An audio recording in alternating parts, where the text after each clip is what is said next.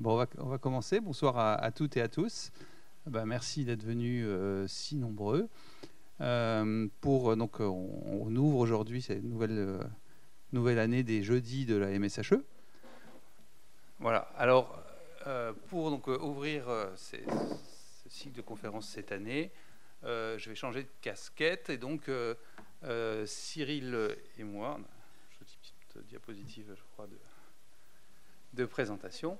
Allons vous parler de psychologie et de magie, donc avec une conférence intitulée « Comment les magiciens manipulent notre esprit ». Alors, pourquoi psychologie ? Pourquoi psychologie ? Cyril et moi, pour nous présenter, nous sommes tous les deux enseignants-chercheurs en psychologie cognitive, ici à l'Université de Franche-Comté.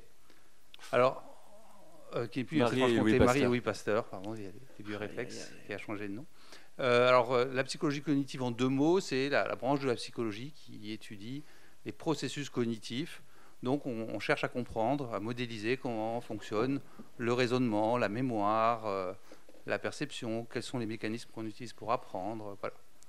Alors, pourquoi est-ce que, quand on travaille en psychologie cognitive, on peut s'intéresser à la magie, à la prestidigitation ?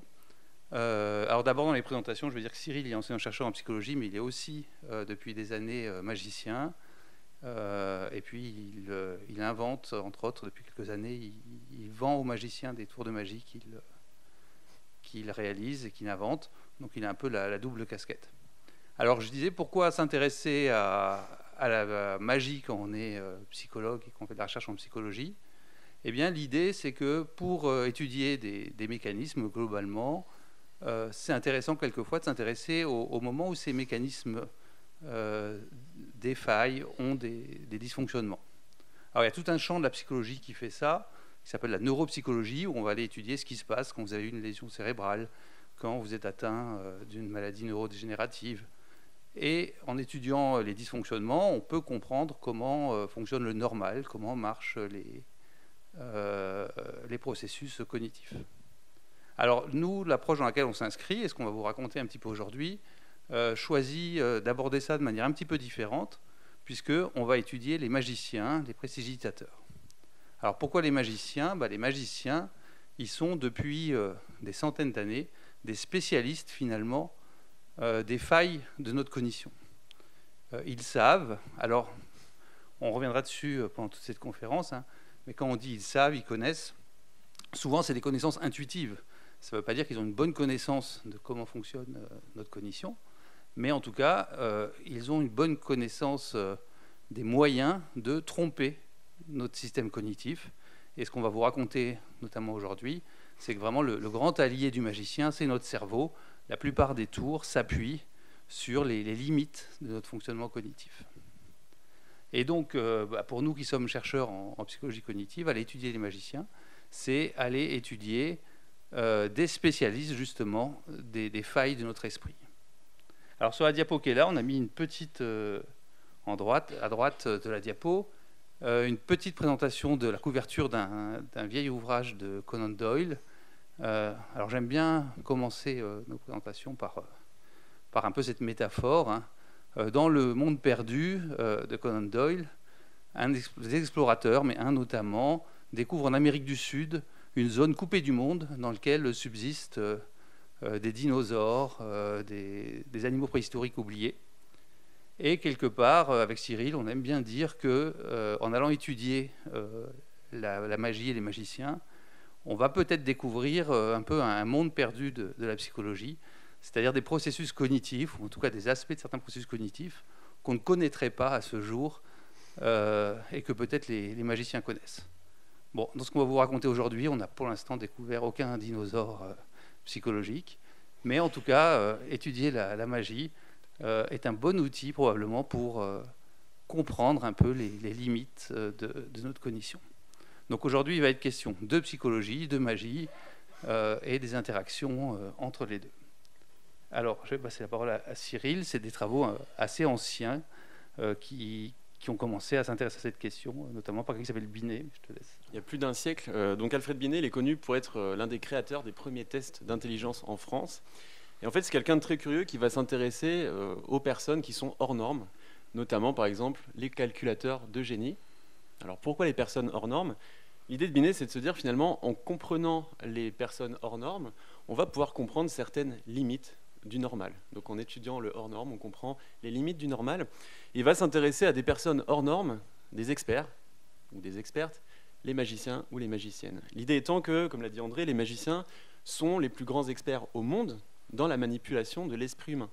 Donc comprendre comment est-ce qu'ils manipulent si bien l'esprit humain, c'est une porte ouverte pour la compréhension justement de choses qu'on ignore peut-être nous-mêmes en n'étant pas spécialistes de l'esprit humain.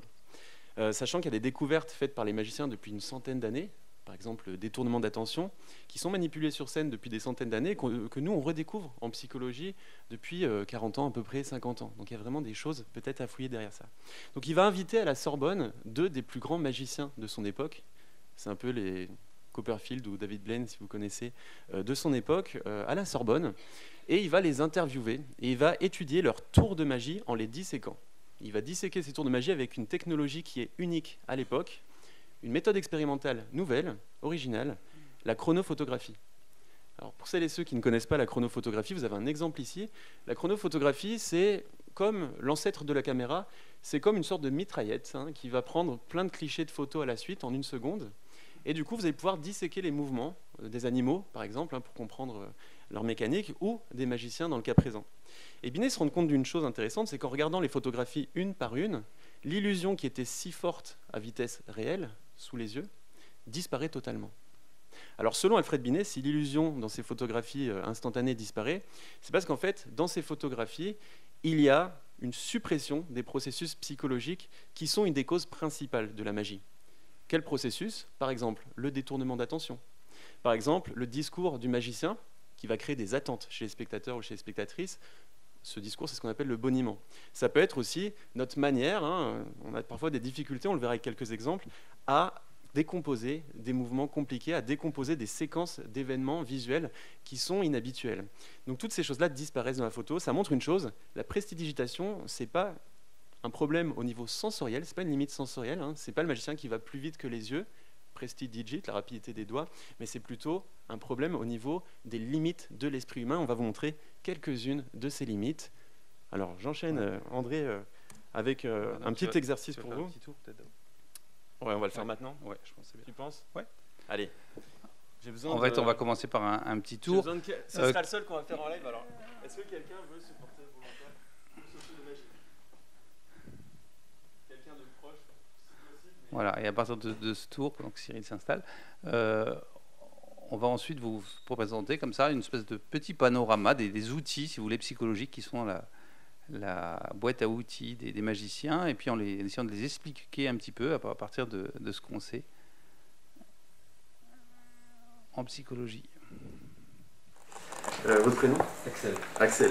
Je demande, vous voyez les cartes d'ici?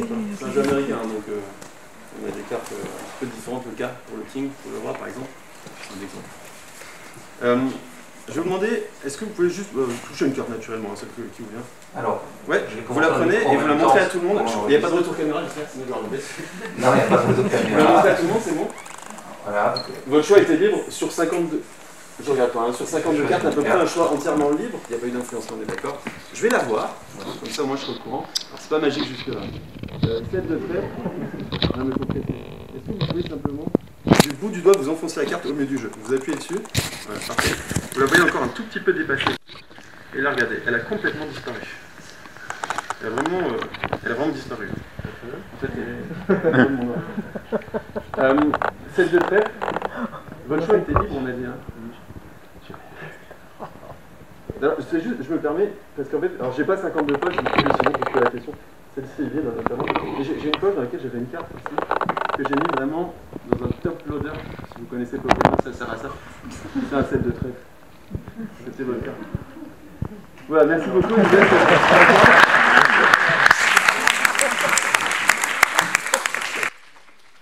Alors, on reviendra ça sur... Ça marche une fois sur 52, je vous dis quand même. Ouais. En cas de doute, quand même. Donc on reviendra sur un peu des mécanismes qui sont dessus. Justement, Cyril a utilisé plusieurs mécanismes. Évidemment, le détournement de l'attention, qui est sans doute le plus connu. Pour illustrer ça, on va commencer peut-être avec une petite expérience de psychologie qui est qui est très connue, parce qu'on l'a retrouvée, elle a été réutilisée par de publicité, etc. Mais je vais vous faire ce petit exercice quand même, pour ceux qui ne le connaissent pas, puis pour les autres, ça fait toujours plaisir de le voir quand même. Donc le principe est assez simple, hein.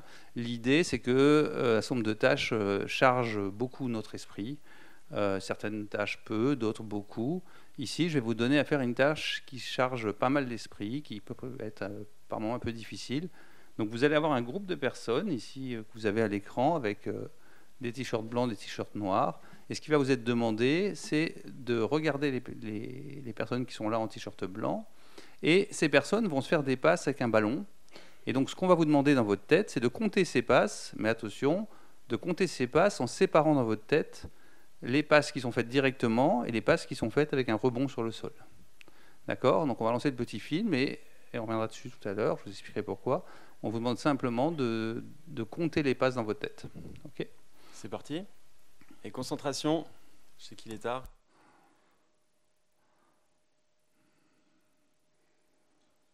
Et donc les personnes qui ont un t-shirt blanc, hein, comptez les passes qui se font en séparant les passes au sol et passes avec un rebond au sol et passes directes.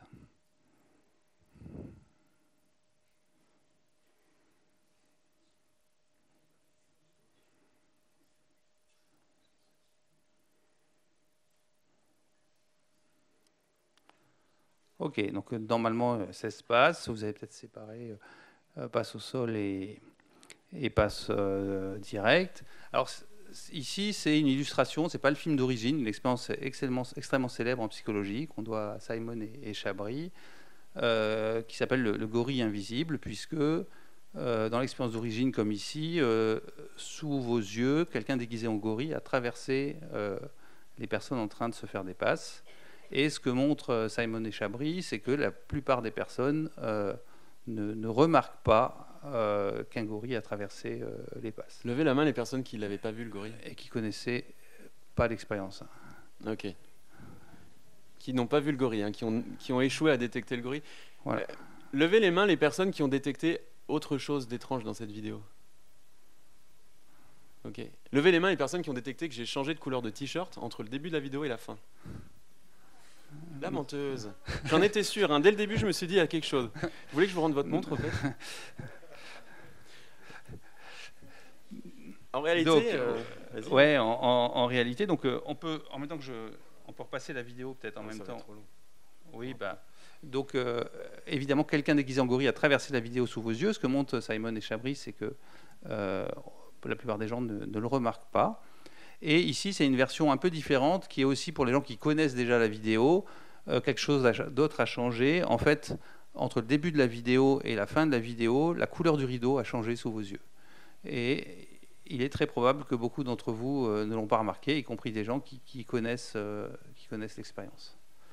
Et ce phénomène, hein, qui a beaucoup fasciné, pour l'anecdote, il a valu à Simon et Chabry, il y a un prix qui s'appelle les Ig-Nobel, qui est une sorte de contraction entre ignoble et Nobel, qui est un prix dont le slogan est de récompenser les recherches qui font rire puis réfléchir, et qui récompense chaque année un certain nombre de recherches qui, au premier abord, semblent complètement absurdes, mais qui, en fait, sont publiées dans de bonnes revues scientifiques et qui apportent un véritable apport au domaine. Et si vous allez voir, on trouve sur Internet chaque année la remise des prix des Ig-Nobel. En général, ça a lieu à Harvard. C'est des vrais prix Nobel qui viennent remettre le prix. Les gens vont sur scène, c'est plutôt rigolo. Et donc cette recherche de Simon et Chabry avait eu un Ig-Nobel de psychologie pour cet aspect rigolo de montrer que quelqu'un déguisé en gorille peut passer devant nous sans qu'on le remarque. Alors, je vous dis, ça, c'est des recherches sérieuses. Pourquoi ? Parce que ça illustre un phénomène tout à fait fascinant, hein, qu'on a appelé la cécité d'inattention, qui est le fait que nous pouvons tout à fait être aveugles à des éléments qui ne sont pas présents au centre de notre attention. Et c'est un phénomène dont on a assez peu conscience. En fait, on a l'impression de voir le monde tel qu'il est, que lorsque vous regardez, vous voyez la scène telle qu'elle est. Mais finalement, c'est quelque chose sur lequel on reviendra, il faut imaginer que lorsque nous scrutons visuellement le monde qui est devant nous, il y a une quantité d'informations. En fait, on est exposé à un nombre d'informations incroyables, informations visuelles, et puis dans le même temps des informations auditives, probablement des informations tactiles. Là, si vous vous concentrez, vous pouvez sentir le fauteuil sur lequel vous êtes assis. Heureusement, toutes ces informations ne parviennent pas en permanence à notre esprit, et donc notre système cognitif est obligé de faire un tri parmi toutes ces informations, de choisir celles qui vont arriver à notre esprit. Et finalement, notre esprit ne peut traiter que peu d'informations en même temps. Et donc, notre système attentionnel, c'est un peu, d'où le petit dessin qui est là, comme une lampe torche qui va constamment se déplacer devant nous pour prendre des informations. Et donc, on a l'impression de voir l'ensemble des choses qui sont devant nous, mais en fait, nos yeux, si on reste sur la perception visuelle, font des petits sauts de puce constamment, prennent des informations à l'endroit où on regarde, et encore pas toutes les informations. Et dans le même temps, on va être aveugle à ce qui est à l'extérieur de notre champ attentionnel. Au point que, vous l'avez vu, quelqu'un déguisé en gorille peut passer même sous vos yeux, mais si votre attention est concentrée sur autre chose, vous allez être aveugle à quelque chose d'assez incroyable, comme un gorille qui passe sous vos yeux. Alors ça, ce phénomène, c'est évidemment une aubaine pour les magiciens. Ça veut dire que dès lors que vous arrivez à diriger l'attention de votre spectateur là où vous le souhaitez, eh bien, tout ce qui est en dehors de ce champ attentionnel va échapper au spectateur. Alors heureusement, et après je passerai la parole à Cyril sur un peu justement les ruses qu'ont les magiciens pour attirer notre attention sur différents endroits, heureusement, pour moduler un peu ce que j'ai dit, on a quand même des mécanismes de capture de l'attention. C'est-à-dire que s'il se passe quelque chose d'incroyable jusqu'à un certain point, par exemple qui nous menace, si une tuile vous tombe sur la tête, si quelqu'un s'avance vers vous avec un visage menaçant, vos systèmes de protection vont quelque part reprendre la main et éventuellement capturer votre attention. Mais sans ces systèmes-là, et tout le jeu du magicien c'est passé sous les radars de ces systèmes de protection, eh bien, on va être aveugle à des éléments qui pourtant peuvent être sous nos yeux. Alors ces mécanismes, c'est des mécanismes qui sont très économiques. L'esprit humain étant limité, ces filtres au niveau de l'attention vont lui permettre justement de choisir les informations importantes, de faire le tri parmi tout ça, et le cerveau va compléter les informations manquantes sur la base de ses connaissances. C'est aussi comme ça que ça fonctionne. Mais comment les magiciens finalement arrivent à détourner notre attention? Alors, il y a plusieurs subterfuges qui existent.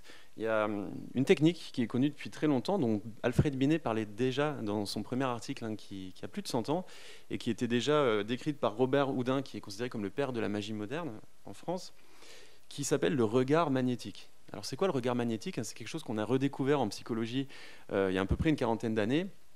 C'est l'idée selon laquelle, lorsque vous regardez quelque part, même si la personne en face de vous regarde à gauche, à droite, et que vous savez que ce n'est pas pertinent de regarder là où la personne regarde, d'une manière automatique, votre attention va être dirigée là où cette personne regarde. Ce qui est important à retenir ici, c'est que même si vous savez que ce n'est pas pertinent, là vous savez qu'il n'y a rien. Vous savez qu'il n'y a rien, mais il y a une petite partie de votre attention, cette lampe torche, qui va plus facilement détecter des choses qui vont se passer là-bas, parce que j'ai créé une zone attentionnelle. C'est comme une fenêtre attentionnelle que j'ouvre, même si vous avez envie de la fermer, c'est tellement, je parle de la fenêtre attentionnelle, c'est tellement automatique que vous ne pouvez pas vous empêcher d'avoir votre attention dirigée dans ce sens-là.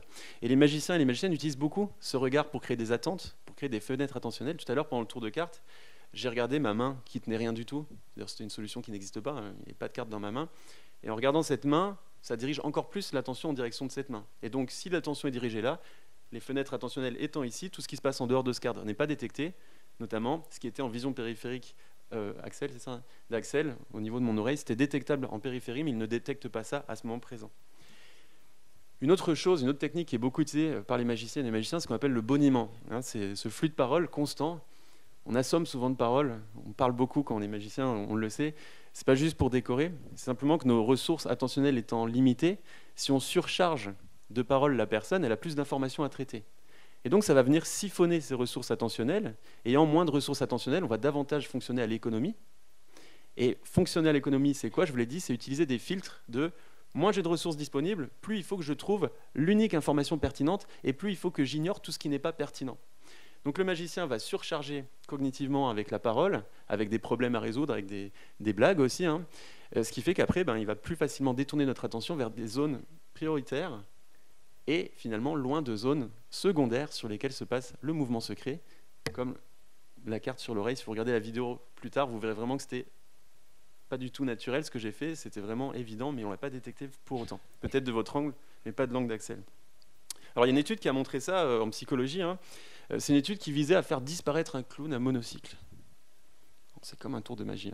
Alors comment est-ce qu'on a réussi à faire disparaître un clown à monocycle? C'est un peu bizarre dit comme ça.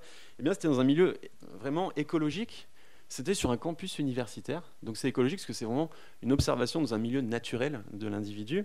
Et en fait, on avait plusieurs groupes d'individus. Il y avait un groupe d'individus qui devait traverser le campus. C'est tout, ok. Et puis un groupe d'individus qui traversait le campus en étant au téléphone, en parlant au téléphone avec quelqu'un d'autre.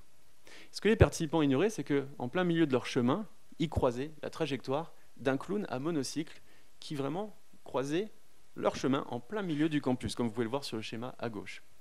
Ça ressemblait à ça quand même.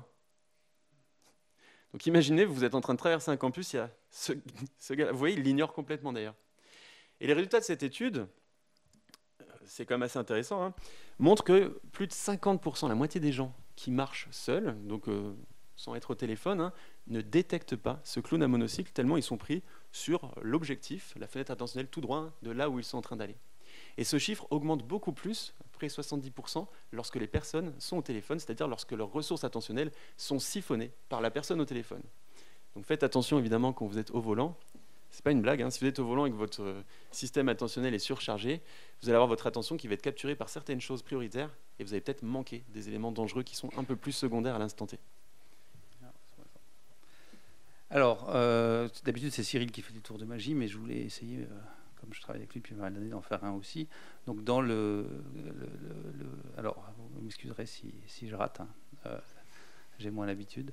Mais alors, j'ai choisi, pour faire un tour ce soir, quelque chose qui s'appuie pas trop sur la dextérité. Ça va être avec une diapo. Il va plutôt être question d'influence et de choix libre, parce qu'un des aspects, et on aura l'occasion d'en reparler tout à l'heure, un des aspects intéressants, c'est que nos choix qu'on croit libres, souvent ne le sont pas. Des choses vont nous orienter plus que d'autres. Je crois que Cyril reviendra dessus. Tout à l'heure, il a fait choisir une carte. On croit choisir librement une carte. Donc, je vais faire un petit peu ça avec des diapos. Je vais vous présenter 5 cartes. Et puis, je vais vous demander d'en choisir une et de la garder dans votre tête. D'accord ? Donc, pour faciliter mon tour, prenez pas obligé de prendre 4 siècles pour réfléchir et d'essayer de prendre systématiquement celle que vous n'auriez pas pris. Choisissez assez naturellement la carte que vous voulez parmi les 5 cartes que je vous présente là. Vous en choisissez une et puis vous la mémorisez bien. Donc voilà, vous choisissez celle que vous voulez. Et puis, attention, maintenant, je vais passer. voilà, 3, enlève 2, là. 1, c'est bon. Voilà, Okay. enlève. Et je vais vous demander donc de penser fortement à la carte que vous avez choisie, de bien vous en rappeler. Et je vais essayer de retrouver cette carte et de la retirer des 4 cartes présentées. Voilà, donc je ne sais pas chez qui ça a marché, ceux pour lesquels j'ai réussi à enlever la bonne carte. Levez la main et Levez la main, ceux ceux chez qui j'ai réussi. Ok. Oh, wow. Peut-être ça c'est rare par contre. Ça c'est peut-être très rare que ça marche à ce moment-là. Une grande carrière. Je suis assez content. Finalement, pas besoin de s'entraîner 10 ans. Voilà. C'est pas très grave. Donc non, en fait, la magie est un peu à la portée de toutes et tous. Et ça, c'est assez chouette. Donc voilà, on reviendra sur ce tour. Il illustre un autre phénomène dont on va parler, sur lesquels s'appuient beaucoup les magiciens. Alors ils peuvent effectivement orienter vos choix, mais ce n'est pas trop de ça dont il était question ici. On reviendra là-dessus. Mais d'un phénomène qui a beaucoup fasciné les gens qui travaillaient sur la perception visuelle dans les années 2000, phénomène qu'on a appelé la cécité au changement. Et si on résume ce phénomène, c'est le fait que des changements très importants, dès lors qu'ils surviennent à un moment où on ne prête pas attention, et encore, il suffit de prêter légèrement attention à quelque chose, mais même sous nos yeux, si à un moment donné notre attention est détournée, ou même on cligne des yeux, ça a été montré que si un changement très important survient sous nos yeux pendant que vous clignez des yeux, si la couleur de mon pull changeait pendant que vous cligniez des yeux, probablement vous ne le remarqueriez pas. C'est-à-dire qu'on a l'impression d'avoir à nouveau une perception assez nette du monde tel qu'il est, mais en fait, on est assez mauvais dans la perception visuelle et assez mauvais dans la détection des changements devant nous. Et donc, c'est ce phénomène de la cécité au changement. Il a été montré dans plein de travaux en psychologie qui utilisent une tâche assez simple, hein, qui est une tâche de détection de changement. Le principe de base de cette tâche, c'est que les auteurs présentaient dans les nombreuses expériences qui ont eu lieu une photographie, et le principe est que la photographie est présentée un temps assez bref, et puis elle disparaît, elle est représentée à l'identique à un changement près, à nouveau laissée pendant 1 seconde ou 2 secondes, puis enlevée, puis représentée dans la première version, puis enlevée, puis présentée dans la deuxième version. Et ce qui est demandé en général aux participantes et aux participants, c'est d'essayer de détecter ce qui change d'une photo à l'autre. Les gens savent, et ça va être votre cas là, dans 1 ou 2 essais qu'on va faire, je vous informe, vous allez voir une photographie, elle va disparaître, elle va réapparaître, mais quand elle va réapparaître, quelque chose aura changé. Puis elle va disparaître, revenir dans la première version, puis dans la deuxième. Et ce qui est demandé, c'est simplement d'essayer de trouver le changement. Alors c'est parti. Okay. Alors petit essai. À chaque fois qu'il y aura un écran blanc et qu'il y aura à nouveau la photo, quelque chose aura changé, d'accord? Quelque chose de gros en plus. Hein. C'est parti. Là, il y a photo initiale, et là, il y a un énorme changement. Incroyable le changement. Oh là là. C'est phénoménal, ce changement. Il est choquant, hein, je vous le dis. Même un peu gênant, en fait, pour vous le dire autrement. Est-ce que vous l'avez détecté? Levez la main les personnes qui l'ont détecté honnêtement. Eh bien, personne dans l'amphi. Maintenant, je vais vous présenter la même chose sans juste une petite modification. Il n'y aura pas cette brève interruption, qui est l'interruption typique d'un clignement d'œil. Hein. C'est parti. La seule différence avec juste avant, c'est que là, il n'y a pas d'interruption, qui est l'interruption du temps d'un clignement d'œil. Et là, vous le détectez. Un autre exemple. Deuxième exemple, oui, on peut faire, voilà, vous avez cette photographie, même chose, quelque chose va changer pendant le masque blanc. Donc vous avez la photographie, le masque blanc, et la photographie revient. Et puis, on peut revenir sur la version... C'est le jour et la nuit, hein, c'est vraiment... On peut revenir sur la version d'avant. Et voilà, et quelque chose change d'une version à l'autre. Et maintenant, alors si on enlève la transition blanc, vous voyez, ce qui est intéressant ici, c'est que le changement, en plus, il occupe un quart de la photographie. Donc un changement sous nos yeux qui occupe un quart de l'image peut ne pas être détecté dès lors qu'il ne vient pas rompre la cohérence sémantique de l'image. Évidemment, si était apparu quelque chose qui vient vraiment enfreindre la cohérence sémantique, vous l'auriez remarqué. Mais voilà, donc ça a été montré en plein d'expériences. Une des premières assez amusantes, les gens lisaient un texte avec des mots, certaines lettres en majuscules, d'autres en minuscules, et à chaque fois qu'ils clignaient des yeux, la casse changeait, ce qui était en minuscule devenait en majuscule, ce qui était en majuscule devenait en minuscule. Bah, si on vous fait ça, vous ne le remarquez pas. Vous pouvez lire tranquillement un texte avec des lettres en minuscules, majuscules, et on peut changer la casse des lettres pendant que vous lisez. Si ça a lieu pendant vos saccades oculaires, pendant que vous clignez des yeux, vous ne le remarquez pas. Donc là, ce phénomène, à nouveau, si on s'intéresse à la magie, il permet plein de choses. C'est parce que ce qui est assez fascinant, ce qui a vraiment fasciné, c'est que en même temps, il y a ce phénomène où on est vraiment très mauvais à repérer des changements, mais c'est un phénomène où on a très peu conscience. On a l'impression d'être plutôt habile, plutôt bon dans l'encodage des scènes qui sont devant nous, devant leur mémorisation. Donc ça, ce décalage entre le ressenti qu'on a et ce qu'il en est véritablement de nos performances, ça offre effectivement beaucoup de possibilités aux magiciens. Vu la thématique, vous l'avez sans doute compris, le principe du tour que vous avez précédemment passé, c'est que toutes les cartes changeaient entre la première et la deuxième fois. Mais simplement, vous êtes concentré sur votre carte et probablement vous n'avez pas mémorisé les autres cartes que vous n'aviez pas mémorisées. Alors, ce phénomène, je le mentionne, hein, il y a une variante assez amusante qui a eu beaucoup de succès. Si tu passes à la diapo d'après, ouais. Beaucoup de succès autour des années autour de 2005. Je crois que c'est en 2005 qu'a été publié le premier article dans Science sur un phénomène, une variante qu'on appelait la cécité au choix. On s'est rendu compte que voilà, cette cécité qu'on a attentionnelle, elle intervient même sur les choix qu'on fait. Alors, dans l'expérience d'origine, les auteurs présentaient 2 photographies, et ce qui était demandé aux participantes et participants, c'était simplement d'indiquer, selon eux, laquelle des 2 photographies présentait la personne la plus séduisante.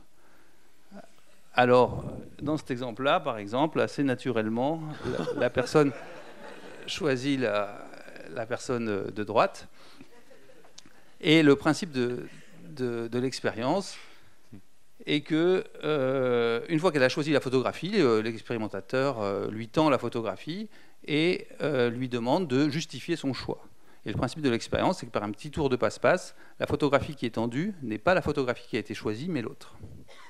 Et ce que montrent les auteurs dans cet article, les phénomènes qui a fasciné, c'est que non seulement les personnes ne se rendent pas compte qu'on intervertit les deux photographies, mais justifient leur choix, expliquent pourquoi ils ont choisi cette photographie. Ils disent « Ah bah oui, parce que je me suis dit, c'est quelqu'un, clairement, si je le voyais dans un bar, j'aurais envie d'aller discuter avec, il a l'air plus avenant, il était plus souriant. » Et donc plus voilà, séduisant aussi. Peut-être plus séduisant finalement. Et donc c'est ce phénomène qui était nommé cécité au choix, et c'est un phénomène assez général. L'expérience, elle a été reproduite avec des choses assez amusantes, voire inquiétantes pour d'autres. Par exemple, dans une variante, les expérimentateurs proposaient à des consommateurs dans un supermarché de goûter, alors ça a été fait avec du thé ou avec des jambons, de goûter des produits, par exemple, de goûter 2 thés différents. On leur demandait de juger sur des échelles différentes qualités de 2 thés, puis on leur disait qu'à la fin, ils pourraient, pour les remercier, ils pourraient repartir avec le produit qu'ils avaient préféré. Et puis, même principe, ils goûtaient les 2 thés, ils indiquaient sur une échelle que vraiment le thé qu'ils préféraient, c'était celui à la menthe, etc. Et puis, même chose, on intervertissait, on disait, bon, vous avez préféré celui-là, est-ce que vous pouvez nous expliquer pourquoi? Et ce que montrent les auteurs, c'est que les gens justifient leur choix, ne remarquent pas qu'on leur a présenté celui qu'ils n'avaient pas préféré, et justifient a posteriori pourquoi ils ont préféré ce produit. Ça a été montré aussi, je dis de manière peut-être plus inquiétante, après un débat entre Trump et Hillary Clinton il y a quelques années. Les auteurs demandaient de juger à des téléspectateurs qui avaient vu le débat dans la rue, de juger les performances des 2 hommes et femmes politiques. Et même chose, si les personnes disaient qu'ils avaient trouvé par exemple plus convaincant Donald Trump, on leur disait, voilà, tout à l'heure vous nous avez dit que vous avez trouvé plus convaincant finalement sur tel domaine Hillary Clinton, vous pouvez nous dire pourquoi? Et à nouveau, même phénomène, les personnes se mettent à justifier leur choix, et lorsqu'après on leur explique le principe, etc., sont assez étonnés pour la plupart, et n'ont pas remarqué qu'on a interverti en cours de route leur choix. Voilà, donc tous ces phénomènes, finalement, je vous dis, on a l'impression d'être plutôt rationnel et performant dans notre perception du réel, mais toutes ces failles psychologiques, évidemment, offrent beaucoup d'outils aux prestidigitateurs, si on revient à notre sujet, pour manipuler nos choix, mais aux prestidigitateurs, et si on élargit, pas que aux prestidigitateurs, sans doute. Alors, si on change un petit peu d'outils psychologiques... On va passer sur quelque chose d'autre, mais qui reste un petit peu cette idée de comment l'esprit humain, face à ses limites, va reconstruire le réel. Et en fait, on va voir que chacune et chacun d'entre nous ici, en fait, on a un super pouvoir, c'est celui de voir à travers la matière, et on le fait toutes et tous. Vous êtes en train de le faire avec moi à l'instant. Alors pas à travers mes vêtements, comme ça semble être le cas ici, à travers la matière, c'est-à-dire que vous imaginez mes jambes, vous ne les voyez pas, vous imaginez mes bras, vous pensez évidemment que j'ai des jambes, et surprise, j'en ai encore. Mais si vous regardez cette vidéo, par exemple, c'est assez fascinant, cette impression visuelle d'avoir vu une sphère léviter alors que finalement c'était juste une louche. Alors qu'est-ce qui s'est passé ici? On va revenir dessus un tout petit peu après. En fait, notre cerveau, étant limité, on l'a dit, il ne supporte pas vraiment la nouveauté. Il a besoin de faire rentrer des carrés dans des ronds, il a besoin de faire rentrer dans des cases préexistantes, dans des stéréotypes, des choses qui sont nouvelles. Si vous rencontrez tout de suite une forme que vous n'avez jamais rencontrée, mais qui est suffisamment proche d'une autre forme, vous allez la catégoriser comme étant la forme que vous connaissez déjà. C'est économique. Imaginez si vous deviez avoir un nom pour chacune des choses qui vous entourent, ça serait terrible. Votre cerveau ne pourrait pas gérer tout ça. Donc on est obligé de faire des simplifications, des stéréotypes. Ici, vous voyez un triangle blanc, c'est ce qu'on appelle le triangle de Kanizsa. Ce triangle blanc, il n'existe pas. Il n'existe pas, c'est votre cerveau qui va créer la continuité de parties manquantes sur la base de ses connaissances. Votre cerveau se dit qu'il est suffisamment proche d'un triangle pour l'interpréter et le percevoir automatiquement comme un triangle. Et même si rationnellement vous savez que c'est faux, votre perception va vous dire l'inverse. C'est irrépressible, c'est automatique. Donc voilà ce que vous percevez, et voilà la réalité. Vous percevez un tout, une totalité qui est finalement plus grande que si on additionnait la somme des parties de ce tout. Et c'est votre cerveau qui fait ça. Et donc cette complétion perceptive, elle est adaptative, ça nous permet d'anticiper le réel, ça nous permet de reconstruire les parties manquantes d'éléments, ça nous permet aussi de faire des erreurs, parce que dont les magiciens peuvent jouir, comme par exemple ici cette demi-sphère, qui n'est pas une demi-sphère, mais qui n'est pas une sphère totale, mais une demi-sphère. Dans la vie de tous les jours, je vais vous apprendre quelque chose, vous y penserez la prochaine fois, vous n'avez jamais vu une sphère de votre vie. Ça n'existe pas. Jamais. Vous avez vu des ballons, oui, mais c'était toujours des demi-sphères. Quel que soit l'angle sous lequel vous voyez un ballon, vous ne pouvez voir qu'une demi-sphère parfaite, mais c'est une demi-sphère. Et votre cerveau donne l'impression du volume manquant, parce que généralement, une demi-sphère est accompagnée de sa symétrie. Et automatiquement, votre cerveau va vous compléter cette partie manquante, comme si vous voyiez à travers la matière. Chose surprenante, c'est que voir à travers la matière, ça peut avoir des répercussions en termes de compléter la matière sur la base de nos connaissances, mais ça peut être aussi compléter l'absence sur la base de nos connaissances. Je vous montre un exemple. Il y a plein d'objets sur cette table. Je vais mettre un masque devant ces objets. Ils sont encore sur la table. Qu'est-ce que vous ressentez? Certainement l'impression que même si vous savez rationnellement que les objets sont là, vous ressentez qu'ils ont disparu. Vous savez que, mais vous ressentez une chose inverse. C'est fou comment notre esprit peut savoir rationnellement des choses et comment notre perception a des automatismes qui vont contredire cette chose, comme le triangle blanc de tout à l'heure. Ici, en fait, vous avez complété l'absence. Pourquoi? Parce que dans la vie de tous les jours, il est tellement rare d'avoir un masque qui cache si parfaitement quelque chose, par hasard, que votre cerveau se dit, finalement, ce hasard, il est trop improbable pour être vrai, donc il interprète ça comme étant de l'absence totale, une continuité de l'absence sur la base de ses prédictions. Okay? Ça peut avoir des conséquences dramatiques au volant. Regardez bien, je conduis tranquillement sur une route de campagne, et c'est fini. Pour le cycliste. Peut-être pour les deux. Qu'est-ce qui s'est passé ici? Eh bien, en fait, au niveau de l'habitacle, vous avez une dissimulation du cycliste qui était en mouvement dans la même continuité que le mouvement du cycliste. Donc ça a dissimulé le cycliste tout du long. Mais cette dissimulation paraît tellement improbable par votre système cognitif que même si rationnellement vous vous dites « ce danger peut exister », votre perception va vous dire « on s'en fiche que ce danger puisse exister parce que moi je te dis que c'est impossible, il n'y a rien ». On va vous donner l'impression d'avoir une absence que vous avez vue alors qu'elle n'existe pas. Et ça peut avoir des répercussions évidemment assez dramatiques, notamment en conduite automobile, mais pas que. Alors voilà, je continue là-dessus. C'est un aspect vraiment intéressant et intéressant pour la magie, mais intéressant pour nous psychologues de notre système perceptif. C'est que finalement, et ça rejoint un peu des failles que j'évoquais tout à l'heure, notre système perceptif, constamment, pour compléter le fait, tenir compte du fait qu'il prend peu d'informations, que notre attention peut traiter peu d'informations en même temps, constamment, nous allons enrichir ce que nous percevons par nos connaissances. Et je vous ai dit tout à l'heure, on peut être aveugle à des choses importantes qui se passent devant nous. Pourquoi? Parce que notre système attentionnel va prendre quelques informations et va compléter ce qui est autour.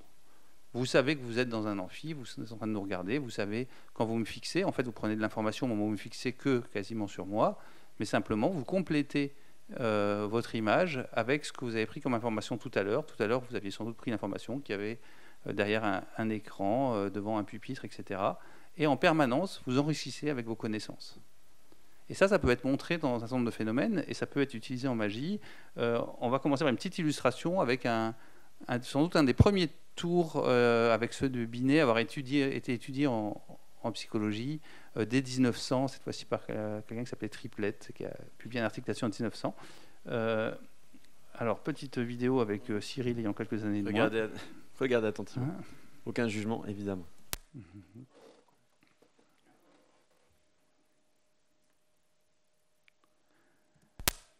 Alors, dans cette illusion, qui est une vieille illusion étudiée, je vous dis en psychologie, qu'on a appelée la balle qui disparaît, il se peut qu'un certain nombre d'entre vous, probablement une partie de l'amphi, a vu au troisième essai la balle s'élever en l'air et soit sortir de l'écran, soit disparaître en l'air.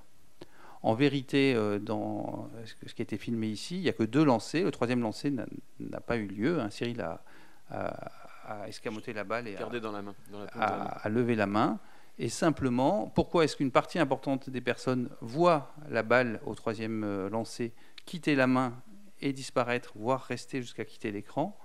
Eh bien, parce que votre esprit anticipe à partir du mouvement de Cyril le fait qu'il y a une balle, que la balle va être lancée, et vous fait percevoir l'objet qui n'existe pas. Alors ça, c'est un phénomène qui est intéressant et qui est très adaptatif. Ce dont il faut se rendre compte, c'est que notre système perceptif est obligé, ne serait-ce que pour des questions de traitement de l'information, de constamment anticiper même le déplacement des objets. Si vous voulez, quand vous prenez un objet, je ne vais pas le faire avec mon téléphone, si je le lâche et que je le rattrape, j'y arrive assez bien. Mais quand je regarde l'objet en train de tomber, si je tends la main à l'endroit où était l'objet au moment où mes yeux ont pris l'information, comme il y a un certain temps pour traiter l'information, eh bien, l'objet n'est plus à cet endroit-là. Et donc, constamment, lorsque nous percevons, ce que nous percevons, des objets en mouvement, des personnes en mouvement, n'est pas les personnes là où elles sont au moment où l'œil prend l'information, mais là où les gens ou les objets vont probablement être lorsque nous prenons l'information.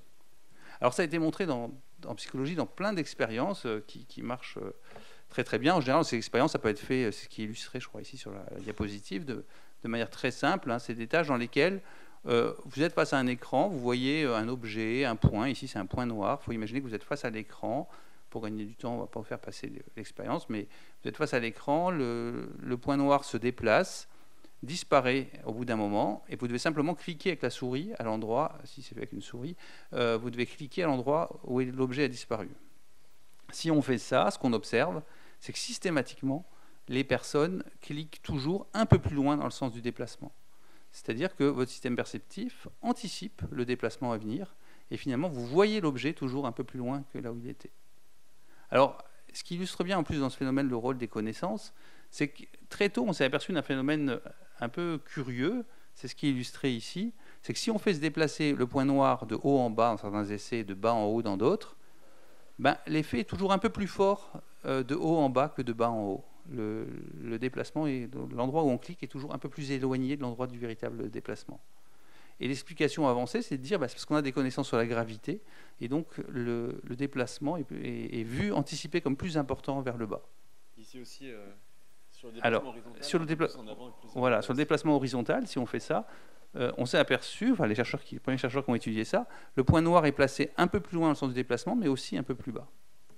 Et de manière amusante, si on fait ça avec des objets, imaginez que c'est plus un point, mais un petit dessin d'une fusée qui monte ou qui descend, et elle disparaît, vous devez cliquer, ou c'est un poids qui monte et qui descend, on s'aperçoit qu'avec la fusée, l'effet est plus important dans les essais où la fusée va du bas vers le haut que dans les essais où la fusée va du haut vers le bas.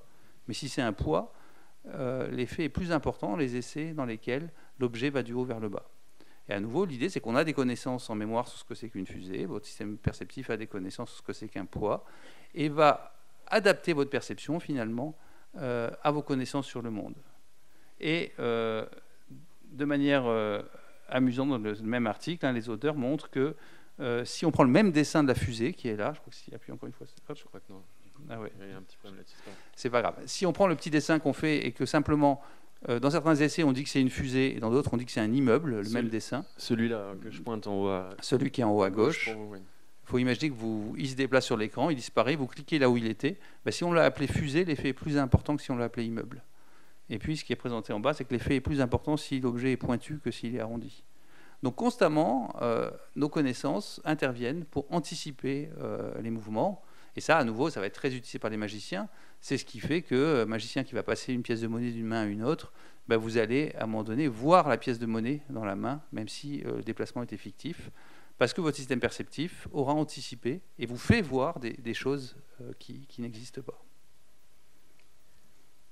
Alors, encore une fois, sur l'idée du rôle des connaissances dans l'interprétation d'une séquence perceptive, cette fois-ci dynamique, en mouvement, je vais vous montrer un principe magique qui s'appelle le comptage optique. Donc juste, je vous montre le comptage optique et on en parle juste après. Regardez attentivement les cartes, donc un rond, un cercle encore, un cercle et un cercle. J'aurais pu le faire en vrai, mais les cartes n'étaient pas assez grandes pour être vues de loin. Et elles ont toutes changé.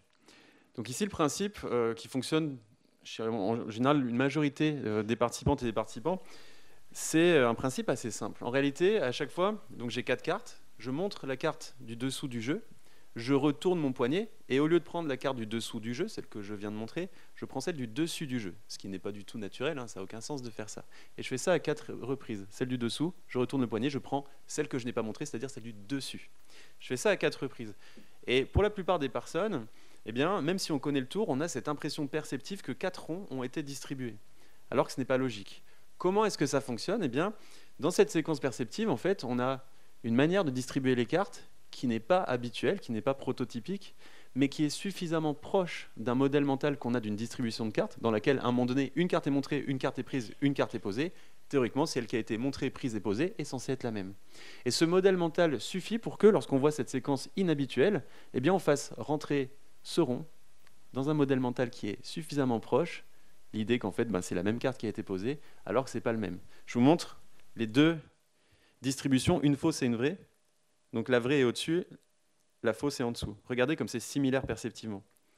Même si votre œil est capable évidemment de détecter qu'il ne se passe pas la même chose, eh bien votre cerveau va faire fi de cette différence et va se dire encore une fois, comme le triangle de Kanizsa tout à l'heure, c'est suffisamment proche d'un prototype que j'ai en mémoire pour que la conséquence de ce mouvement soit la conséquence habituelle de ce type d'élément, c'est-à-dire ça doit être la même carte qui a été posée et je vais te faire voir que c'est cette carte qui a été posée.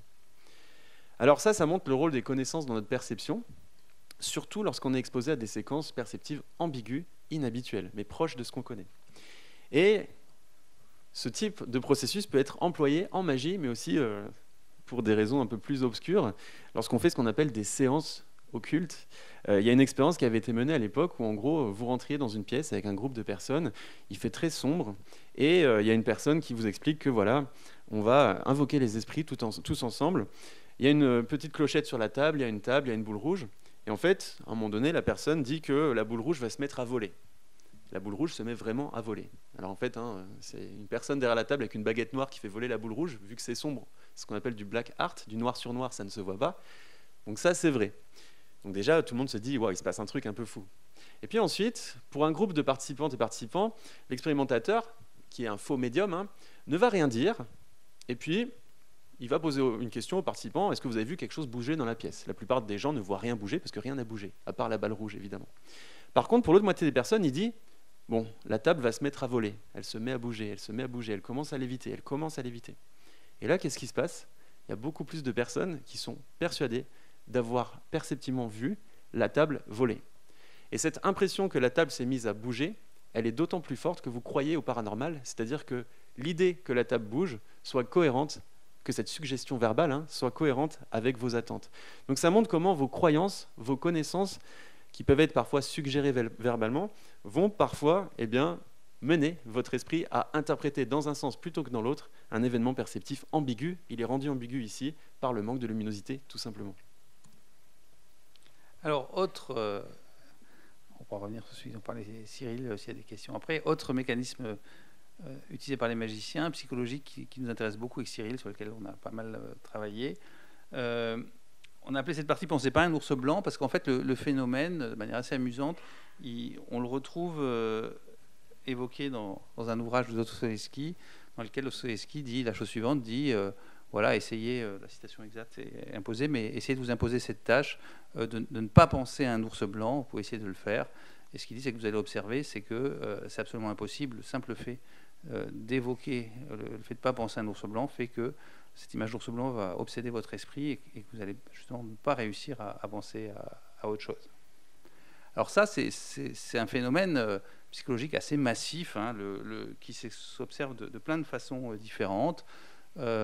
Une des variantes, c'est un nom un petit peu barbare, ce qui a été étudié en psychologie sous le nom d'effet Einstellung.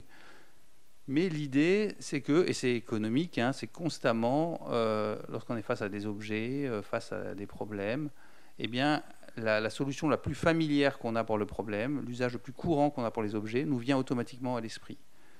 Alors je vous dis, c'est économique, parce que dans la vie de tous les jours, si on était obligé constamment sur les objets d'essayer de passer en revue la forme de l'objet, à quoi il peut servir, comment est-ce qu'on l'utilise de nouveau, ah oui, c'est un verre, je vais le remplir, la vie serait assez fatigante.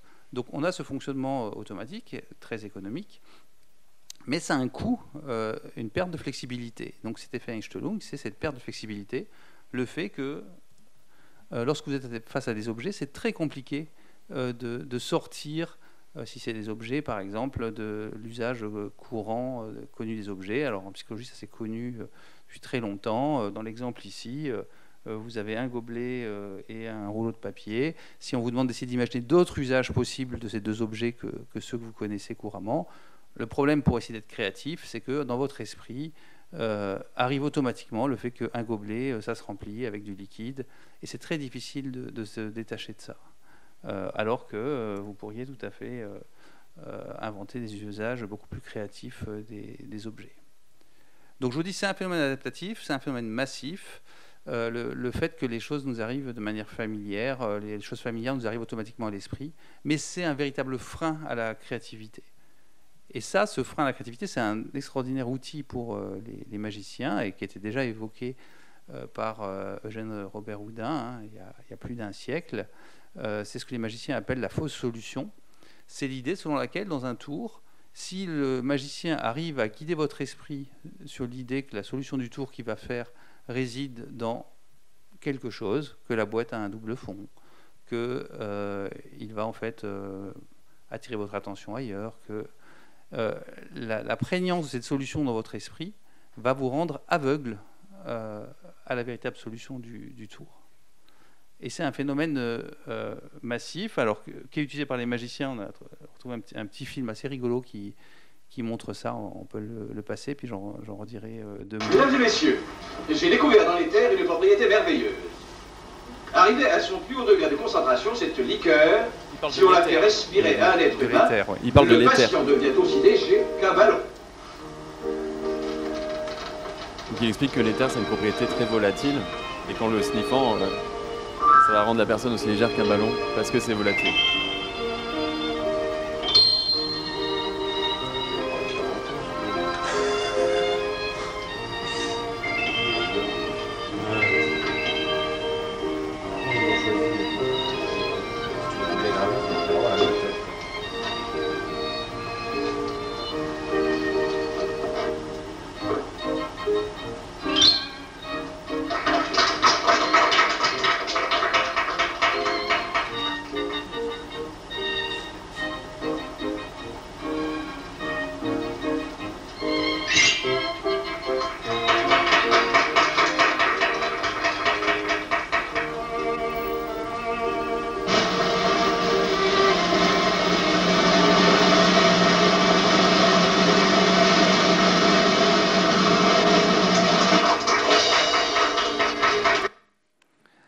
C'était brutal comme transition.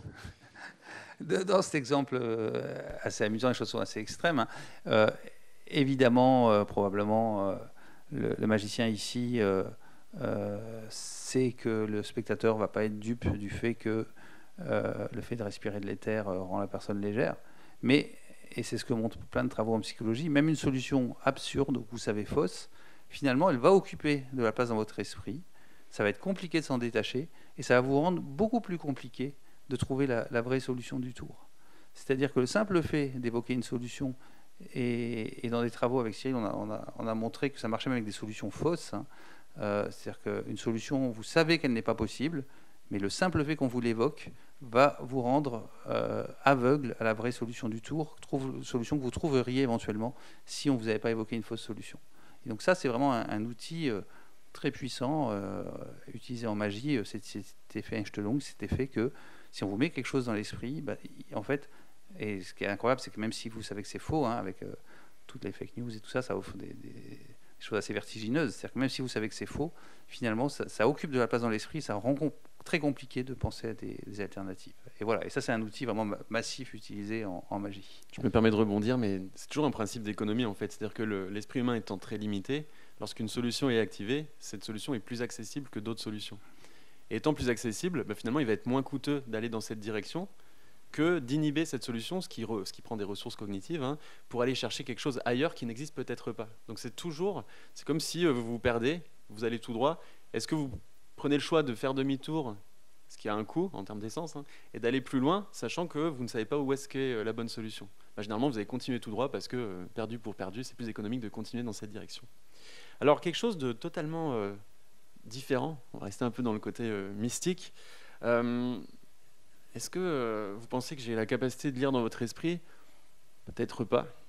Mais quand même, je vais vous poser une question. Je vais vous lire un petit texte et très sincèrement, vous allez me dire à quel point, vous levez la main, hein, les personnes se sont reconnues dans ce texte. Donc si je vous dis par exemple que vous avez surmonté des épreuves difficiles et ça vous a appris à connaître vos faiblesses, tout comme vos forces cachées, vous êtes quelqu'un qui privilégie la qualité de ses relations à leur quantité, et puis c'est certainement pour ça que vos amis s'appuient davantage sur vous que vous vous appuyez sur eux. Vous êtes un soutien fondamental pour certaines personnes, ce qui peut parfois vous peser sur les épaules et vous êtes parfois trop critique avec vous-même. Levez la main, les personnes qui sont reconnues là-dedans.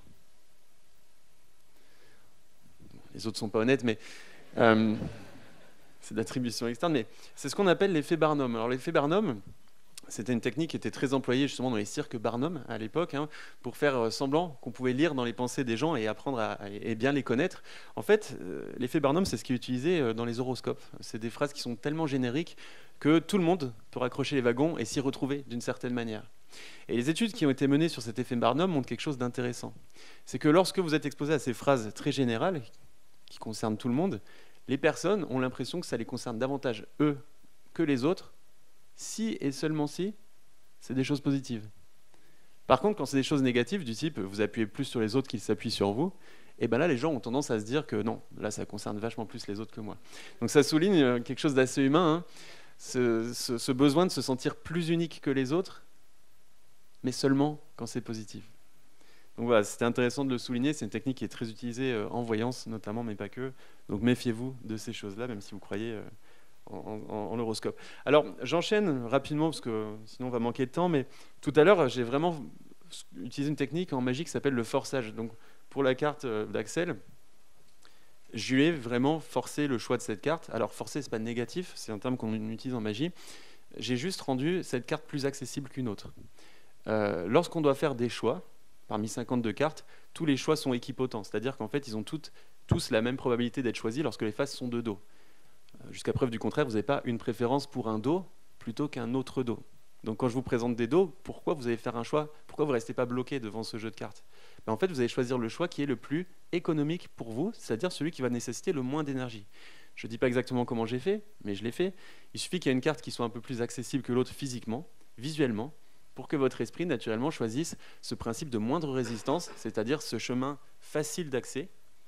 Et, encore une fois, c'est un principe d'économie qui nous permet, dans la vie de tous les jours, de prendre des décisions rapidement, intuitivement, à moindre coût. Et donc, ça peut être utilisé en magie, mais ça peut être utilisé en marketing. Les produits les moins chers sont placés où, en général? Vous regarderez dans les magasins. Ils sont moins accessibles. Les magasins, j'allais dire oui. Les produits les plus chers sont placés les plus accessibles possibles, c'est-à-dire vous avez juste à tendre le bras quand vous êtes pressé et vous l'avez directement.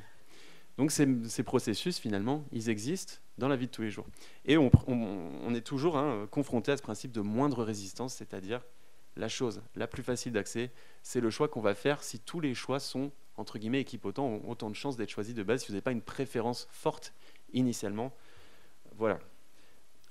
Et oui, en un mot, tu veux? Je vais juste dire 2 mots, mais on avait prévu trop de choses, donc on va pas en parler là. Mais un des aspects intéressants, très connus en psychologie, c'est que notre mémoire, elle est très malléable. C'est-à-dire que même de choses qu'on a vues avant, en fait, juste avant, nos souvenirs peuvent être beaucoup plus flous et faux que ce qu'on croit se rappeler.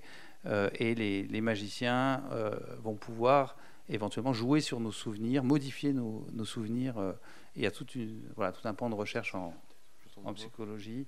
Je peux prendre 2 minutes sur les expériences de psychologie qui montrent ça. Alors ça peut être montré de plein de façons. Peut-être les plus fascinantes, c'est ce qu'on appelle les faux souvenirs autobiographiques. C'est des travaux dans lesquels on invite des personnes à venir au laboratoire passer des recherches sur leur mémoire, et on leur explique que l'objectif, ça va être d'essayer de faire remonter des souvenirs anciens. Vous avez plein de souvenirs très anciens dans votre mémoire, et à force d'efforts, vous arrivez à les faire remonter. Et pour ce genre d'expérience, on vous demande d'abord de donner votre accord pour qu'on contacte vos proches, vos parents, des proches, pour récupérer des anecdotes de choses qui vous sont arrivées il y a très longtemps. Et donc quand vous arrivez au laboratoire, vous savez que les expérimentateurs ont contacté par exemple vos parents, qui leur ont fourni de nombreuses anecdotes de votre enfance, et puis on vous dit, on va vous raconter quelques-unes de ces anecdotes, racontées par vos parents, et puis ce qui va nous intéresser, c'est que vous essayez de faire des efforts sur votre mémoire pour faire remonter la façon dont les choses se sont passées. On leur dit, comme c'est des choses anciennes, évidemment, quelquefois vous allez vous en rappeler très bien, quelquefois vous allez avoir des souvenirs beaucoup plus flous de la façon dont les choses se sont passées. Puis quelquefois, peut-être même que vous vous en rappelez pas du tout. Et on dit aux gens, ce qu'on va vous demander, c'est en plusieurs séances de faire des efforts de remémoration pour faire remonter ces souvenirs qui sont enfouis en vous. Et donc le principe de base de ces travaux, qui ont été popularisés beaucoup par une chercheuse célèbre qui s'appelle Elisabeth Loftus, c'est qu'au milieu des vraies anecdotes racontées par les parents, les expérimentateurs vont mêler de fausses anecdotes. Et le phénomène assez fascinant qu'on observe, c'est que à force de faire des efforts sur leur mémoire, eh bien, les personnes, à peu près tout le monde, arrive à faire remonter des souvenirs et des détails d'événements qu'on n'a pas vécus. Et on obtient ça avec des choses extrêmement variées. Il y a eu depuis 40 ans des milliers de recherches là-dessus. Et on arrive à ce que, alors pour les anecdotes les plus amusantes, il y a des travaux où on arrive à ce que les gens se rappellent avoir bu un thé avec le prince Charles quand ils étaient jeunes. On leur dit, ben voilà, alors c'était en Grande-Bretagne, hein, c'est plus dur sans doute à obtenir en France. On leur dit, voilà, le prince Charles était venu dans l'école, nos parents nous ont dit que le prince Charles était venu dans l'école maternelle quand vous étiez enfant. Au début, vous vous en rappelez pas, et à force d'efforts sur votre mémoire, vous parvenez à faire remonter des souvenirs. Et puis, on a mis cette photo parce que l'effet est d'autant plus fort qu'on vous montre des images. Alors, il y a une variante comme ça célèbre de ces recherches dans lesquelles on vous montre une photo trafiquée de vous enfant. C'est-à-dire on vous dit, voilà, vos parents nous ont raconté la fois où vous avez fait avec votre père un baptême en montgolfière. Et on vous montre une photo de vous, mais c'est un photomontage, une photo de vous dans la montgolfière.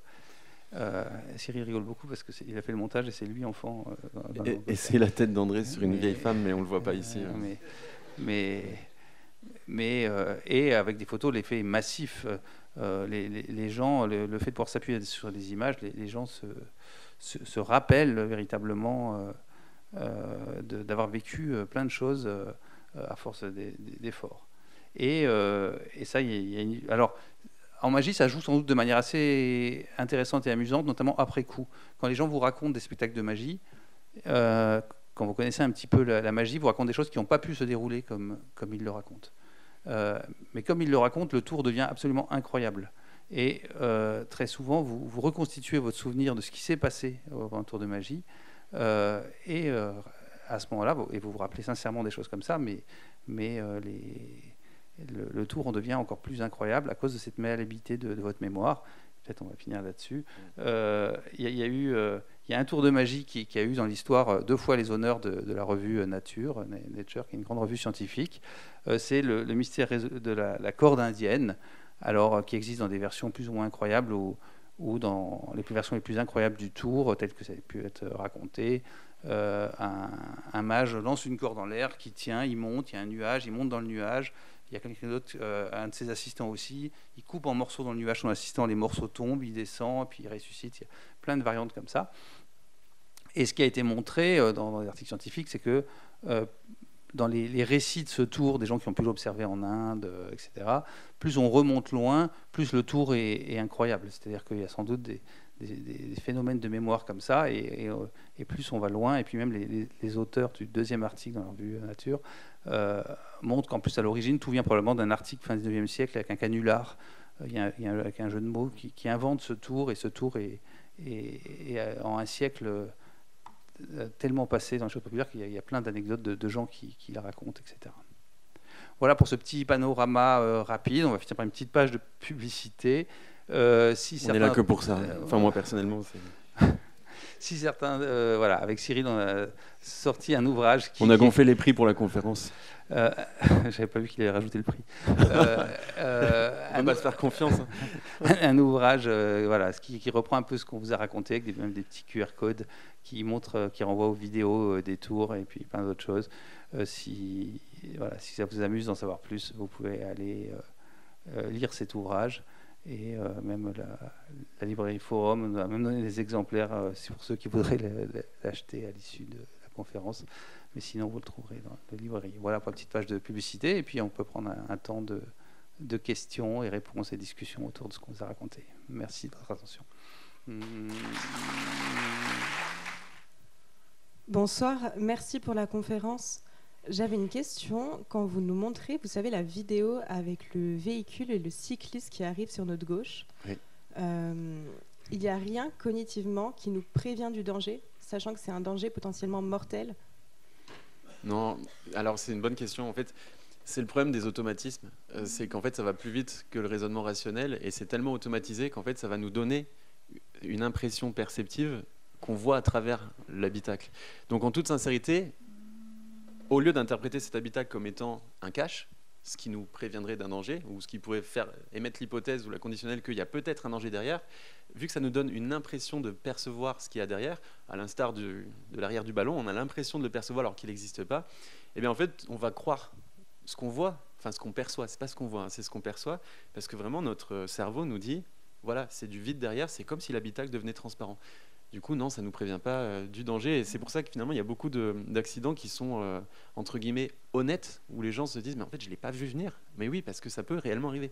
Et cette intersection dont je parle ici, c'est une intersection connue en Angleterre, où il y avait énormément d'accidents. Et ils se sont rendus compte qu'en fait, les accidents étaient, entre guillemets, normaux, parce que humainement, ce réflexe cognitif, cet automatisme, il est activé chez la plupart des personnes. Il suffit d'un mauvais timing. Et c'est l'accident. Ouais. Et sur ce carrefour, qui avait été appelé le carrefour le plus dangereux d'Angleterre, parce qu'il y a eu beaucoup de personnes renversées, les routes n'étaient pas totalement angle droit. Ça a augmenté en fait le phénomène. Et au départ, ils se sont demandé, mais pourquoi à cet endroit-là, il y a autant justement de cyclistes qui se font renverser. Il y a eu plein d'accidents mortels. Pour finir sur une note gaie, cette conférence. Donc ouais, mais ça, c'est quelque chose... Alors, je vous disais, heureusement quand même, quelquefois quand des choses sont menaçantes, dangereuses, notre attention rectifie, repère les choses, mais ce n'est pas toujours le cas. Le phénomène que je vous racontais avec le gorille de la cystine intentionnelle, il a été montré à l'origine de manière totalement fortuite et de manière assez étonnante par des gens qui travaillaient sur la perception pour la NASA. Et en fait, ils travaillaient sur des pilotes de chasse qui, sur simulateur, s'entraînaient à poser des avions de nuit sur simulateur. Et l'un des personnes qui travaillent sur le simulateur avec le chercheur, un peu comme un amusement au départ, sont amusés à mettre un avion au travers de la piste sur le simulateur. C'est-à-dire que les gens, ils posaient leur avion et au milieu de la piste, il y avait un avion posé en travers. Et ils sont aperçus, je ne sais plus qu'un tiers des pilotes de chasse ne voyaient pas l'avion, posaient l'avion au travers d'un avion, parce que leur connaissance disait que c'est absolument improbable qu'un avion se trouve sur la piste, et ils ne voyaient pas l'avion. L'article raconte qu'ils ont fait avec ça, raconte que les pilotes étaient même un peu traumatisés quand on leur remontrait la chose. Donc on a des mécanismes d'alerte, heureusement, hein, on ne voit pas que ce qu'on s'attend à voir, parce que sinon la survie de l'espèce serait sans doute assez faible. Mais quand même, ça étant dit, il peut se passer des choses effectivement assez incroyables, où on peut ne pas voir des choses qui pourtant nous menacent ou menacent d'autres, si notre attention ne le prédit pas. Donc la psychologie cognitive, elle remet en cause notre instinct, elle pense qu'on n'a pas vraiment d'instinct. Alors la plupart des biais dont on vient de parler, c'est des mécanismes qui sont adaptatifs, c'est-à-dire qui fonctionnent la plupart du temps, et tant mieux, hein, sinon on serait tous voués à l'échec et à mourir assez tôt. Donc c'est des choses qui fonctionnent globalement. Mais il y a cet angle mort, si on peut l'appeler d'ailleurs ainsi, de ces mécanismes qui fait que dans certaines situations, par malchance, eh bien, ça ne fonctionne pas. Et nous, on essaie justement de comprendre c'est quoi les facteurs qui amplifient ce risque justement de mauvais fonctionnement de ces compétences qui sont adaptatives. Hein. De toute façon, on ne va pas augmenter nos capacités, on n'est pas des ordinateurs, en tout cas pas maintenant. Donc oui, on aura ces automatismes, ils sont généralement bien. C'est juste que, voilà. Donc on le dit bien d'ailleurs, c'est pas pour faire de la pub, mais dans l'ouvrage, c'est vraiment des choses qui sont adaptées en général. Il ne faut pas prendre ça comme étant des choses totalement inadaptées. C'est juste que là, évidemment, vu qu'on vient de faire une conférence sur l'ensemble des mauvaises manières dont ça peut tourner, eh bien, forcément, ça donne cette impression, mais voilà, c'est pas tous les jours que ça arrive en termes de conséquences négatives. Mais ça peut en avoir des très, très négatives. Donc c'est bien de les connaître. C'est pas pour autant qu'on pourra s'en prémunir, mais on pourra faire un peu plus attention, sans mauvais jeu de mots, en les connaissant. Merci. Merci à vous. Alors, bonsoir et merci pour la conférence. Je me demandais, est-ce que quand on est magicien, justement, on est moins sensible à ça, ou dit autrement, est-ce qu'on peut arriver à s'entraîner, à être plus attentif? Alors, moi, en tant que magicien, si vous mettez une pièce dans votre main droite, que vous la fermez, que vous soufflez dessus et que la pièce est encore dedans, je suis hyper surpris. Parce que je m'attends à ce qu'elle soit restée dans l'autre main. Ce que je veux dire par là, blague à part, c'est que c'est tellement humain que oui, il y a des choses honnêtement que je vais percevoir avec un autre œil, qui vont peut-être d'ailleurs me donner des idées de création ou ce genre de choses, mais parce que je consomme beaucoup d'énergie à faire ça au quotidien. C'est pas naturel de le faire. Après, c'est peut-être un peu comme un muscle, hein, c'est-à-dire plus on s'entraîne à être attentif à ça, moins ça va être coûteux, mais au départ ça va être tellement coûteux que peu de gens vont avoir envie de s'amuser à faire ça. Donc sur certaines choses, je pense que oui, notamment en termes de flexibilité, je suis habitué à penser hors de la boîte, parce que pour créer un tour de magie, il va falloir créer un objet ou une manière d'utiliser un objet qui est tellement pas habituelle que pour les gens, ça sera inenvisageable que cet objet puisse fonctionner de telle manière. Donc ça demande à penser justement hors des fonctions primaires des objets. Ça demande du temps, d'investissement, beaucoup d'investissement. Donc peut-être que oui, ça peut s'entraîner, en tout cas pour être un peu plus créatif, par exemple. Mais tout ce qui est de très bas niveau, si vous voulez, dès qu'on arrive sur des choses de bas niveau, plus on descend bas, plus c'est des choses qui sont assez primales, qui sont assez adaptatives, mais tellement adaptatives qu'elles sont automatisées, on le fait tout le temps. Percevoir à travers les choses, on le fait tout le temps. Et heureusement qu'on le fait, ces choses-là, elles sont irrépressibles.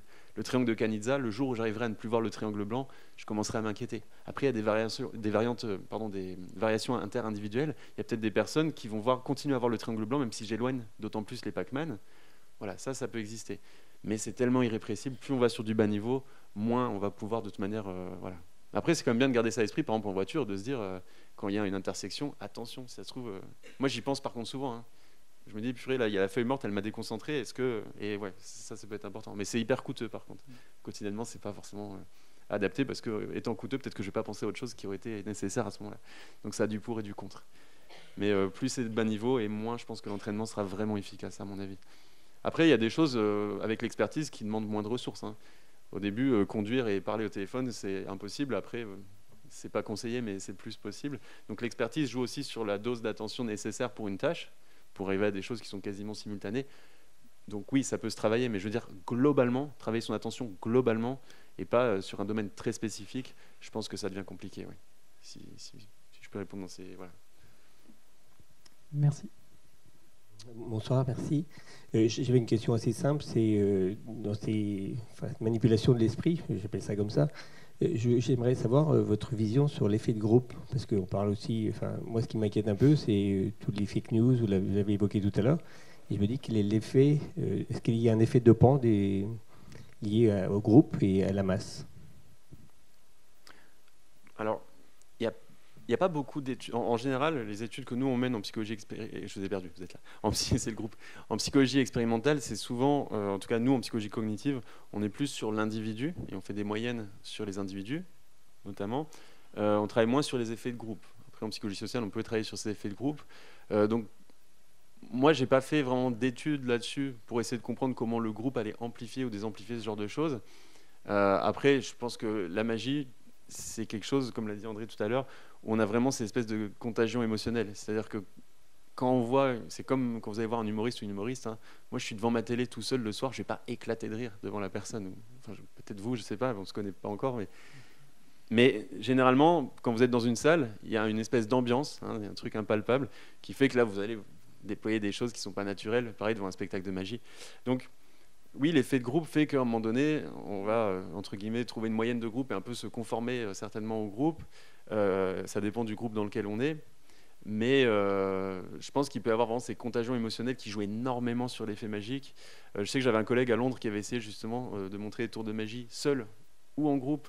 Et les premiers résultats, alors il l'a pas publié, donc à prendre avec des pincettes, c'est qu'effectivement, en groupe, on était sur ce qu'on appelle le wonder, donc c'est ce ressenti merveilleux quand on voit un tour de magie, une émotion bien particulière qui est un mélange d'émotions, était plus fort, ce wonder, quand on était en groupe que tout seul, certainement parce que, encore une fois, on se laisse peut-être plus aller, peut-être qu'on ose exprimer ses émotions lorsqu'elles sont diluées dans un groupe et qu'on n'est pas, l'attention n'est pas centrée sur nous en termes de projecteurs. Au-delà de ça, on peut imaginer aussi que vivre un tour de magie en personne, en close-up, c'est la magie de proximité, et sentir la magie arriver dans ses mains, ça peut augmenter l'effet. Donc moi, je n'ai pas encore de données sur si c'est mieux ou pas. Hein. Je sais que les magiciens, en moyenne, ont la croyance que faire un tour dans la main des spectateurs est meilleur. J'ai vu d'autres magiciens qui ont fait le test et qui semblent dire qu'en fait, non, sur un nombre conséquent de personnes, faire la magie qui s'effectue dans la main de la personne ou juste la regarder en tant que spectateur, ça ne change pas grand-chose.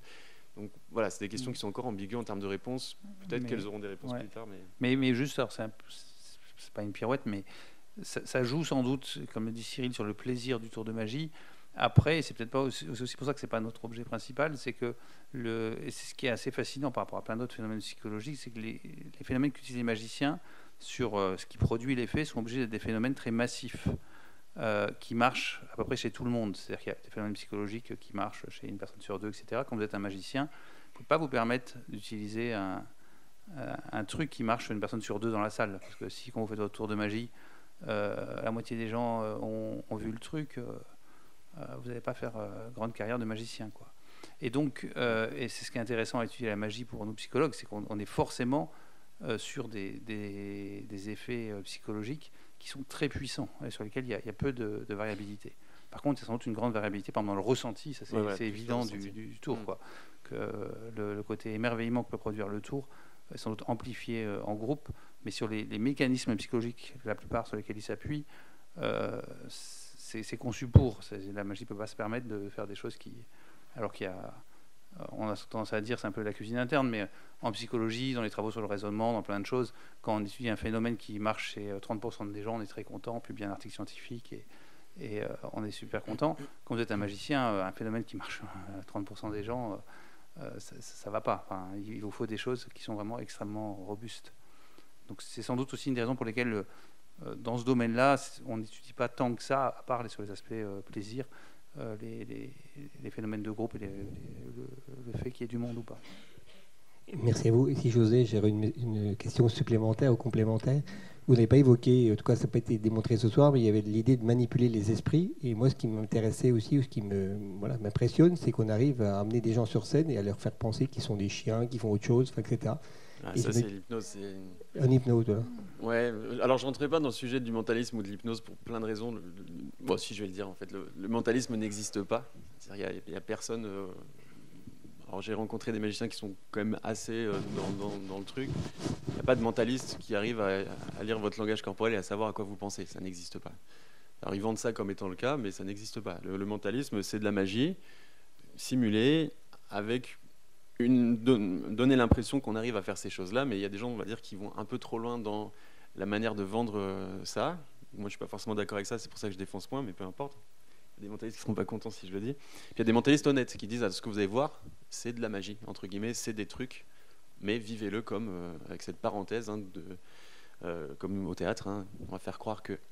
Et tout ce qui est hypnose, c'est une autre question. Le côté suggestibilité, le côté avoir envie de participer à ça. Déjà, avoir envie de payer 150 € pour se faire hypnotiser, ça donne peut-être un peu plus envie de jouer le jeu que pas le faire dans la rue. Voilà. Mais il y a des techniques. C'est de la suggestibilité et c'est aussi... c'est ce que disent les hypnotiseurs, on ne vous fera pas faire ce que vous n'avez pas envie de faire. Donc si on traduit ce qu'ils sont en train de dire, vous ferez ce que vous avez envie de faire. Tout est dit. J'en dirai pas plus, mais peut-être que je suis simplement jaloux parce que je ne maîtrise pas ces techniques. Je viens de m'en rendre compte en fait. Non mais voilà, blague à part, ouais. Je ne rentrerai pas plus là-dedans, mais...